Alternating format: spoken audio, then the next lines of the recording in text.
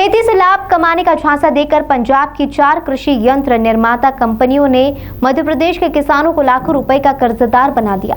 Company वाले ऐसी machine मुहैया कराई जो भारत सरकार के कृषि अभियांत्रिकी विभाग से अप्रूव नहीं थी।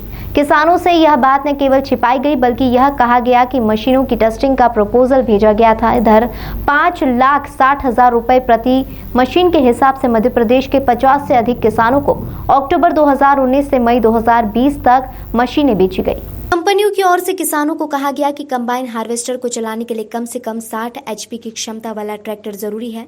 ऐसे में किसानों ने 7 से 10 लाख का ट्रैक्टर अलग से खरीदा। जब इस मशीन को खेत में उतारा गया तो यह फेल हो गई। कंपनी के दावे से उलट कंबाइन हार्वेस्टर 1 घंटे में बमुश्किल आधा बीघा भी कटाई नहीं कर सका। मशीन को चलाते हुए ट्रैक्टर की सांसें फूल गई। कंपनियों में शिकायत करने पर इंजीनियर भी आया लेकिन समस्या का हल नहीं हुआ। अब यह मशीन किसानों के पास रखी कबाड़ हो रही है। ट्रैक्टर और इन मशीनों को खरीदने के लिए लिया गया कर्ज किसानों के गले की फांस बन चुका है। देवास, सीहोर, शाजापुर के किसानों ने शिकायत सीएम हेल्पलाइन समेत पुलिस अधिकारियों से भी की है।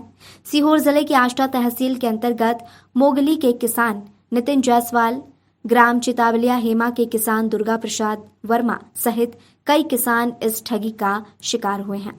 क्या नाम है आपका? दुर्गा प्रसाद पटेल। दुर्गा प्रसाद जी, आपने एक कंबाइन हार्वेस्टर खरीदा था जी। तो कितने लाख का खरीदा था और आपके साथ कैसे ठगी हुई इसके? सर, मैंने 5,60,000 में डीबी मोटर अकोदिया से खरीदा था। कहाँ से? DB motor Akodia. अकोदिया जी। कौन सी कंपनी? विकास 325। कहाँ की कंपनी है? ये पंजाब की कंपनी है। उसके बाद क्या हुआ आपके साथ? फिर हमने चालू करा उसको खेत में तो चल नहीं पाया। फिर हमने उनको फोन लगा तो उन्होंने मैकेनिक भेजे 10-12 दिन। तो मैकेनिक भी उन्होंने प्रयास करा उनका जो भी उनको करना था, कुली बेल्ट चेंज करा कुली करे उनने, फिर भी सक्सेस नहीं हुआ। फिर उन्होंने कहा भैया वो फेल नहीं चल पाएगा, हम इसको वापस करेंगे। तो मैंने भैया हमें कुछ लिख के दो। तो उन्होंने एक पंचनामा बनाया, उस पर साइन भी करे मैकेनिक ने।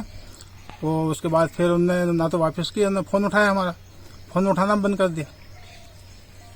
इसकी शिकायत की आपने? इसकी शिकायत की आपने किसी अभियांत्रिकी इनकी आवेदन भी दिया, किसी यांत्रिक विभाग में दिया, किसी कल्याण विभाग में दिया और कलेक्टर साहब को भी दिया, एसपी साहब को भी दिया।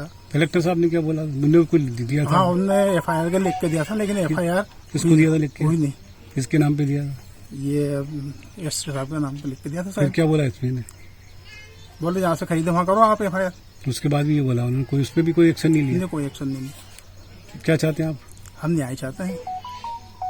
थाने में हम शिकायत करने के लिए गए तो थाने वालों ने स्पष्ट हमें मना कर दिया कि बोले आपकी FIR दर्ज नहीं हो सकती। उसमें किसी के आदेश थे आपके पास? जी सर, हमारे पास कलेक्टर साहब के आदेश थे। कलेक्टर साहब ने लिखित में दिया था, बोले कि किसानों के साथ धोखाधड़ी हुई है, इनके साथ न्याय के लिए आप FIR दर्ज करें ताकि किसानों को। अजय गुप्ता जी ने उन्होंने FIR कोई कार्रवाई नहीं सर, आज तक कोई कार्रवाई नहीं हुई। लेकिन बस हम यहाँ से वहाँ तक आज तक भटक ही रहे हैं, लेकिन हमारी कोई सुनवाई नहीं कर रहा है। अभी किसानों की क्या स्थिति? आप लोग इतना कर्ज में डूबे उसके बाद? सर अब तो कुछ समझ में नहीं आ रहा। जमीनें बिक गई हैं, बस अब खुद को बिकना बाकी है।